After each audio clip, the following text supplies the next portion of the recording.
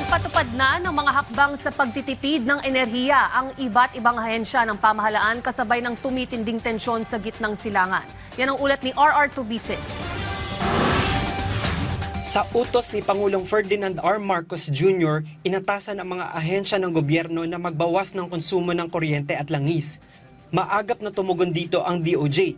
Agad ipinag-utos ni Justice Secretary Frederick Vida ang pagpapatupad ng 4 na araw na on-site work week sa ahensya.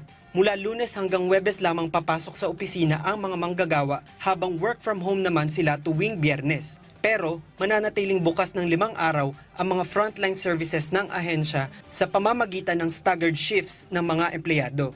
The objective is to lower the power cost, no? Kasi as a nation, we should contribute each and every one of us, no? Tandaan nyo, isang sektor lang ang public, no? Kailangan din natin ng tulong ng private dito. Tulong-tulong tayo, mapababa yung cost para yung impact ng nangyayaring conflict sa Middle East, mapababa natin yung impact sa atin. Simula kahapon naman, 4 na araw na on-site work na ang mga empleyado ng BIR. Work from home din tuwing Biyernes.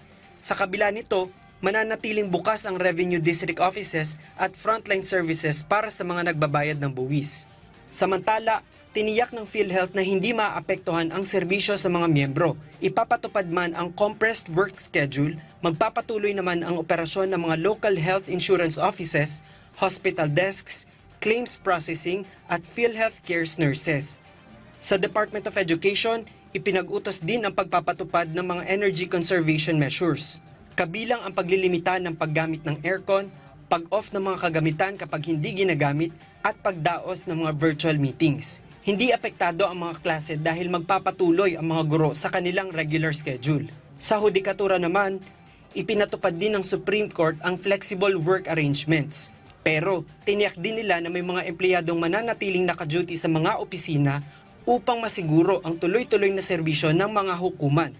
Hinihikayat naman ng Department of Labor and Employment ang mga kumpanyang nasa pribadong sektor na magpatupad ng 4-day workweek setup.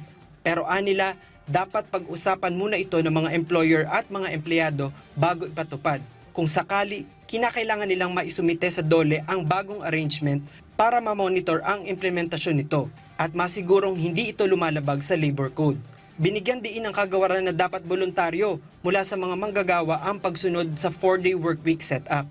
Samantala, hindi lang ang mga national agencies ang sumusunod sa direktiba.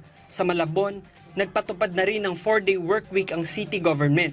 Hindi sakop nito ang mga tanggapang nagbibigay ng mahalagang serbisyo tulad ng health, disaster response at social services. Sa Taguig, tiniyak ng pamahalaang lungsod na mananatiling bukas ang mga frontline offices ng Lunes hanggang Biyernes. Habang sa Quezon City, hinihikayat ni Mayor Joy Belmonte ang mga residente na samantalahin ang online government services at libreng Q-City bus program upang makatipid sa pamasahe at biyahe. Inaasahan din na susunod sa kaparehong hakbang ang Provincial Government of Laguna. Ang mga hakbang na ito ay bahagi ng pagsisikap ng buong bansa na bawasan ang paggamit ng enerhiya at langis, habang tinitiyak na tuloy-tuloy ang serbisyo ng pamahalaan sa publiko. RR Tubise para sa Pambansang TV sa Bagong Pilipinas.